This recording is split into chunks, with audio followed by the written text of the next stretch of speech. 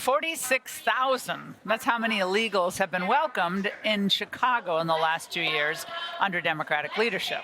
Now, I've talked a lot over the last few years to residents about what's happened to these communities. Listen. We see where resources are being given to illegal immigrants versus American citizens. And so it's killing our community. They are giving the illegals resources that they've denied to us for generations. And now we see that they've had the money all along. They just didn't want to share it with us. It's very frustrating. And I think to see gangs and so many illegal immigrants walking through the neighborhoods, and we have to see them digging in their garbage cans. And it's really crazy. And it gets worse. A shocking new DHS Inspector General report reveals that the government, Biden-Harris, lost track of 32,000 unaccompanied minors who came in illegally from fiscal year 2019 to fiscal year 2023. Now, when you dig into the numbers, you find that the number of kids coming in exploded under Biden-Harris in particular. Joining me now, Pastor Corey Brooks, CEO of Project Hood and senior pastor of New Beginnings Church in Chicago. Pastor, it's great to see you. It's been a while. It's been a while. Now, the report says that ICE has no assurance that these unaccompanied kids are safe from trafficking, exploitation, or forced labor. So much for the Democrats' claims that they care about the children. Absolutely. You know, as a pastor, that breaks my heart to know that there are so many children who are unaccounted for. It goes to show us just how government is ineffective and inefficient when it comes to being accountable for our citizens, not just for our citizens, but for illegal immigrants who are coming into the country. And it's a sad commentary about the state of affairs of our government. Well, it's like kids are used as props, but in practice, in the real world, kids are suffering. Let's talk about the kids in Chicago. Yes. I was talking to some police officers today, and they told me that the way lots of the crimes are being logged here in Chicago make things look a lot rosier than they are, about violent crime being down and so forth.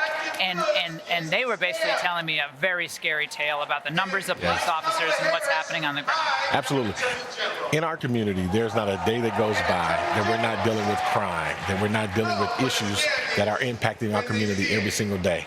Now the fact that we have so many illegal immigrants who have been added to the community, it's created such a burden on organizations like ours, on citizens in our community. Crime is absolutely going up without a shadow of a doubt. No matter what they try to portray or say, it's definitely going up. This is a political narrative that they're trying to sell. But, Pastor, I want to play something that was said during a Black Caucus meeting at the DNC today. Watch.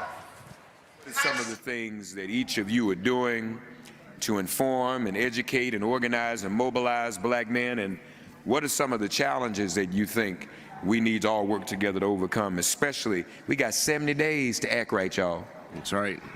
Now, after 7 days, we can go back there and crazy. Right?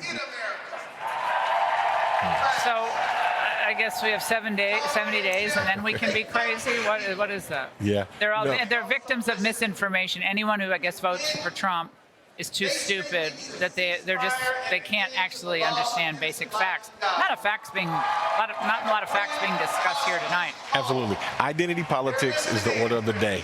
Anytime you have all of these individuals who are telling you you should vote for a person because of their gender or because of their race, they're playing those cards because they're trying to apply pressure to our community. But what they need to know, there are a lot of black men like myself who feel like we're going to vote the way we want to vote, and we're going to do it based upon policies and principles, not upon identity. Yeah, I mean, I saw one poll where Trump was at 21% among all African Americans. Yes. Now it's mostly black males. But that seems to comport with a lot of what I'm hearing. And I know you're not political, but does that kind of make sense to you, that number? It makes a lot of sense. You know, there are a lot of individuals who are finally waking up to the fact that the Democratic Party has taken advantage of black people for far too long. You can go to any urban area in America that's democratically ran, and you're going to see crime, you're going to see poor schools, you're going to see economic failure, and migrants, the order of the day. And so we're waking up to that, and I'm believing you're going to see a record number of black people, African Americans, who are going to vote differently than they have in the past. And for that, it's going to be very helpful to further our agenda. Well, the good vibes aren't going to, you can't eat good vibes, right, Can't eat Pastor? good vibes. Great to see you, my friend. Thank you, as always. A pleasure. All right. Hey, Sean Hannity here. Hey, click here to subscribe to Fox News YouTube page and catch our hottest interviews and most compelling analysis. You will not get it anywhere else.